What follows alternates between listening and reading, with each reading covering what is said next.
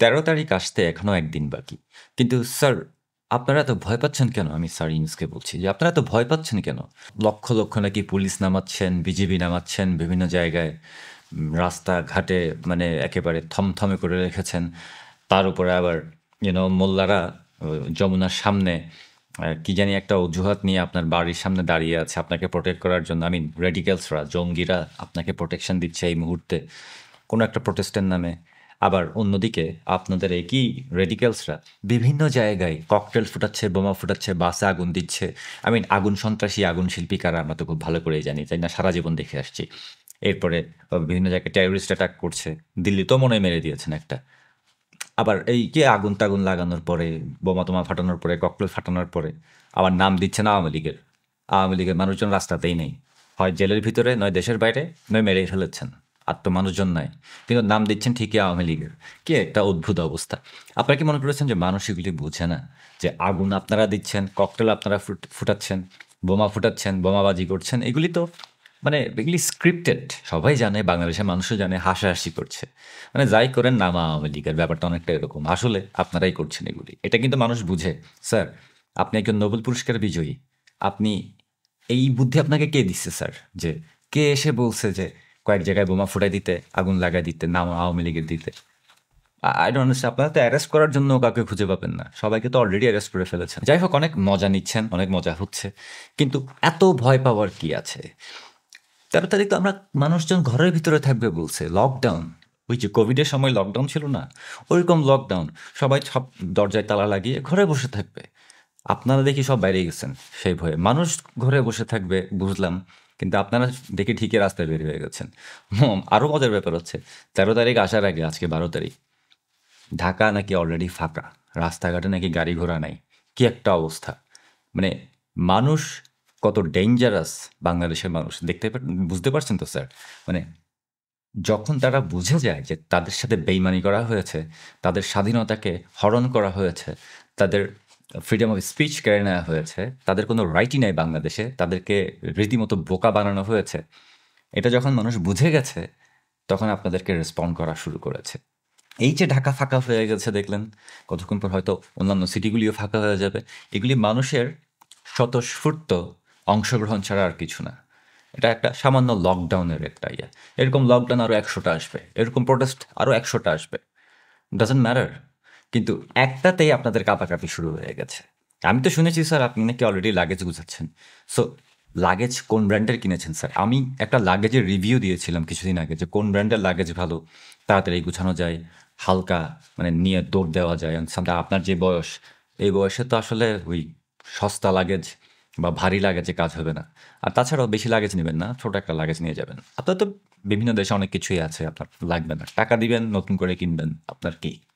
Luggage ছাড়া গেলেও কোনো সমস্যা নাই। মন্দ লোকেরা বলছে যে ১৩ তারিখে নাকি আপনি পড়ে গেলেও যেতে পারেন। মানে ঠাস করে পড়ে যেতে পারেন। আমি জানি না স্যার। আমি চাই না আপনি ক্ষমতা থেকে পড়ে যান। আপনি আরও অনেক বছর ক্ষমতায় থাকেন স্যার। আপনি আরও কয়েকশো বছর ক্ষমতায় থাকেন স্যার। আমি আপনাকে দেখতে চাই অনেক বছর ক্ষমতায়। ক্ষমতায় থেকে আপনি অনেক কিছু করবেন। দেশকে পুরা চেঞ্জ করে ইন্টারন্যাশনালি অনেক কিছু করে ফেলেছেন। আপনি তো একজন ইন্টারন্যাশনাল প্লেয়ার। বাংলাদেশের ১২টা আপনি ইন্টারন্যাশনালি বাজিয়েছেন স্যার। কিন্তু স্যার এইভাবে এত জলদি ১৩ তারিখ আসার আগে এখন থেকে ভয় পাওয়ার কারণ কি? কোনো কিছু কি হয়েছে? কিছু কি শুনেছেন স্যার? তবে আমি শুনেছি আপনারা যেই প্রিপারেশন নিচ্ছেন যে আওয়ামী লীগের নেতা, কর্মী, সাধারণ মানুষ এবং যারা আওয়ামী লীগকে সাপোর্ট করবে, ইভেন সাধারণ মানুষ এখন মানে আওয়ামী লীগের সাপোর্টার হইতে হবে এমন কোনো কথা নেই। সাধারণ বাংলাদেশের মানুষও তো আপনাদের এগেইনস্টে চলে গেছে। তাদেরকেও নাকি আপনারা সাইজ করবেন। গতকাল চট্টগ্রামে নাকি একটা পুলিশ কমিশনার বলেছে যে মানে আন্দোলনকারী দেখার সাথে, সাথে গুলি করে ব্রাশ ফায়ার করে দিতে। এই যে কথাটা বলেছে স্যার, এই জিনিসটা ধরেন আপনার অর্ডারেই তো বলেছে, মহাজন অর্ডার না করলে কি তার শাগরেদরা এগুলি করতে পারে? করতে পারে না। আপনি যে বললেন, আপনি যে অর্ডার দিয়েছেন যে আন্দোলনকারীদের দেখার সাথে, সাথে ব্রাশ ফায়ার করে গুলি করতে, এভাবে ওপেনলি সে বলেছে। এই খবরটা স্যার আমরা সব জায়গায় পৌঁছে দিয়েছি। এমন কোনো অর্গানাইজেশন নাই যেখানে এই খবরটা প্রমাণসহ পাঠায় নাই। এমন কোনো ফরেন ফ্রেন্ডস নাই, বিদেশি বন্ধু নাই যেখানে আমরা পাঠাই নাই স্যার। সব জায়গায় পাঠাইছি। এমন কোনো বড় এন্টিটি নাই যেখানে আমরা এটা পাঠাই নাই। সেটা আপনি এখন জাতিসংঘ বলেন, হিউম্যান রাইটস অফিস বলেন, আপনার বন্ধুদের দেশগুলি বলেন, সব জায়গায় চলে গেছে স্যার। এবং এটাও বলে দিয়েছি স্যার যে এগুলি আপনার সৃষ্টি, আপনার কাজ। আপনাকে যারা সাপোর্ট করে তাদেরও কাজ হয়ে যেতে পারে যদি সাপোর্ট কন্টিনিউয়াস থাকতে পারে। অনেকেই তো ছি ছি থু থু করেছে, অনেকেই রেগে গিয়েছে। এক একজনের রিয়াকশন দেখার মতো ছিল স্যার, যখন আমরা এই খবর, জাস্ট একটা খবর পাঠিয়েছি। এখন চিন্তা করেন স্যার, গত 1-1.5 বছরে আপনি কত আকাম করেছেন, সবগুলির লিস্ট প্রতিদিনই বানাচ্ছি, প্রতিদিনই যাচ্ছে বিভিন্ন জায়গায়। আপনাকে তো আসলে বাংলাদেশে এই সমস্ত কথাগুলি বলে লাভ নাই।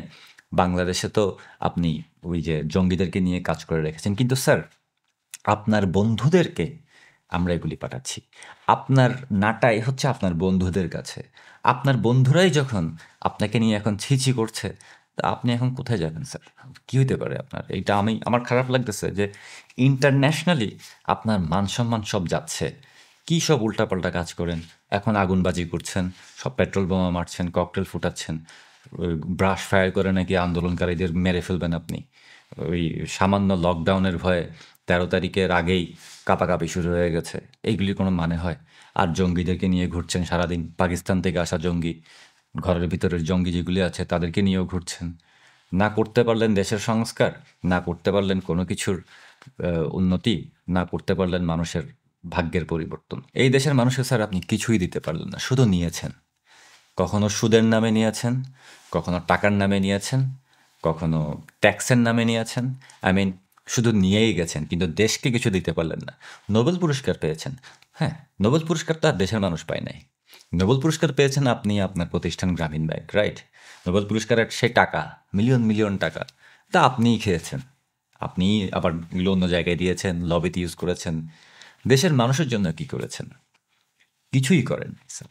আপনি হ্যাঁ, দেশের জন্য সম্মান এনেছেন, ইয়ে করে নোবেল পুরস্কার এনে। এখন আপনার নোবেল পুরস্কার, শান্তিতে নোবেল পুরস্কারই তো একটা মানে কোয়েশ্চেনেবল ব্যাপার-স্যাপার হয়ে গেছে, তাই না?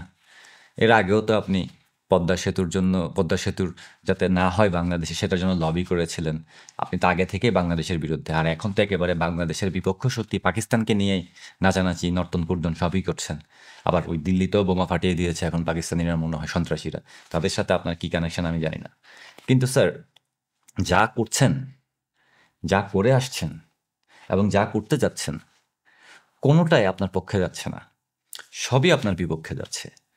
আপনার লোকজনও আপনার বিপক্ষে চলে যাবে কতক্ষণ পরে। কারণ বাংলাদেশের মানুষও একটা জিনিস বুঝে গেছে যে আপনাকে দিয়ে কিছু হবে না।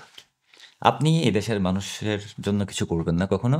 আপনি নিজের স্বার্থটাই দেখবেন, নিজের ব্যবসা দেখবেন, নিজের ব্যবসার জন্য লাইসেন্স নেবেন। এত কিছু দিয়ে কি হবে স্যার? আপনার বয়স এখন অনেক। এত বয়সে এত লোভ, এত টাকা পয়সা দিয়ে কোথায় যাবেন স্যার? মানে কি করবেন? কে খাবে এগুলি? হ্যাঁ, আপনার ফ্যামিলি আছে, আপনার এক্সটেন্ডেড ফ্যামিলি আছে, লেগেসি আছে, তারা খাবে। I understand that. তাদের ফিউচার আপনি নিশ্চিত করেছেন। বাট স্টিল, এত কিছু দিয়ে কি করবেন স্যার? যাইতে তো হবে সারাদিন হাত মাটির নিচে, একটা কাফনের কাপড়ে।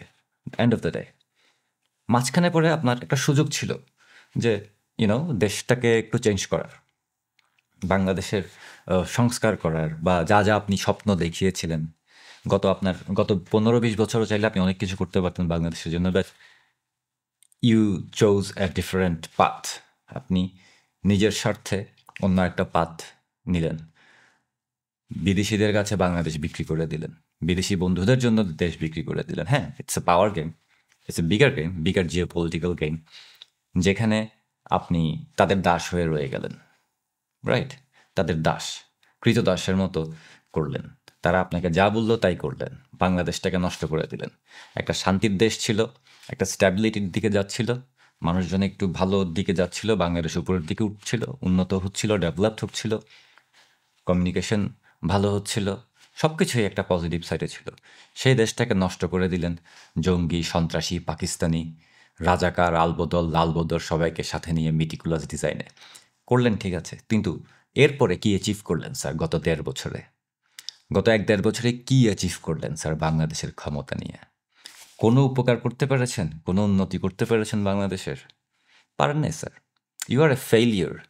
আপনি তো এই শতাব্দীর সবচাইতে বড় ফেইলিওর, যে রেডিমেড একটা দেশ পেয়ে গেছেন। কিন্তু আওয়ামী লীগ ক্ষমতা থেকে যাওয়ার পরে আপনি কিন্তু সব রেডিমেড ছিল, উন্নয়ন রেডিমেড ছিল, অনেক বড় বড় প্রজেক্ট মানে শেষ রেডিমেড ছিল, সেগুলিকেও কাজে লাগাতে পারেননি। পুরো একটা রেডিমেড একটা প্ল্যাটফর্ম ছিল আপনার কাছে, কিন্তু দেশটাকে উঠাতে পারেন নাই। বিদেশেও বাংলাদেশের নাক কাটিয়েছেন। ইন্টারন্যাশনাল প্লেয়ার, কিন্তু ইন্টারন্যাশনাল প্লেয়ারের মতো বিহেভই করতে পারেন নাই। আপনি পাড়ার ওই যে কিশোর গ্যাংয়ের সদস্যদের মতো বিহেভ করেছেন। ইন্টারন্যাশনাল প্লেয়ারের কোনো ছিটাফোটাও কিছু করতে পারেন নাই। বাংলাদেশের মান সম্মান আন্তর্জাতিকভাবে খেয়ে ফেলেছেন। আপনি খবর নেন, আমার কথা ধরার দরকার নেই। আপনি যে কোনো ফরেন ডিপ্লোম্যাট, ফরেন বিভিন্ন দেশ, আপনার বন্ধু দেশ, আপনি যেখানে থাকতেন এর মধ্যে ফ্রান্সে বা ইউরোপের বিভিন্ন জায়গায়, আমেরিকাতে, আপনি খবর নেন যে আপনাকে কোন লেন্সে দেখে তারা, কোন দৃষ্টিতে দেখে। তারা কি আপনাকে পজিটিভলি দেখে না নেগেটিভলি দেখে? আমি গ্যারান্টি দিয়ে বলতে পারি তারা এখন আপনাকে জঙ্গিদের অ্যানাবলার হিসেবে দেখে, টেররিস্ট অ্যানাবলার হিসেবে দেখে, রেডিক্যালস অ্যানাবলার হিসেবে দেখে। That's it. এর বাইরে আপনার আর কোনো পরিচয়ই নেই এখন। আপনার নোবেল শান্তি পুরস্কার, এই ব্যাপারটা এখন আর ব্যাকগ্রাউন্ডে চলে গেছে।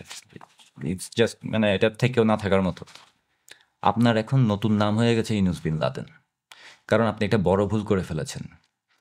নিজের রিভেঞ্জ এবং নিজের ওই যে মানে হীন স্বার্থ চরিতার্থ করতে গিয়ে আপনি পুরো বাংলাদেশকে বিক্রি করে দিয়েছেন বাংলাদেশের শত্রুদের হাতে, পাকিস্তানের হাতে, জঙ্গিদের হাতে। এইটার জন্য স্যার আমার মনে হয় আপনাকে অনেক কিছুই ভোগ করতে হবে, পে করতে হবে। আপনি না করেন পরেরজন করবে, আপনার পরে যে আসবে সে করবে।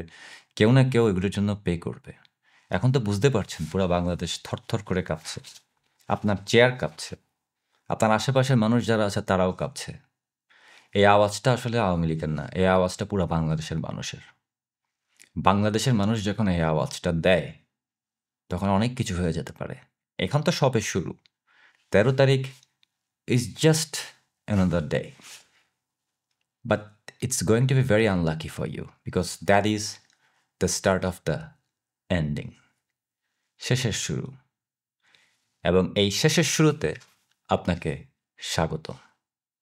আশা করি বুঝতে পেরেছেন।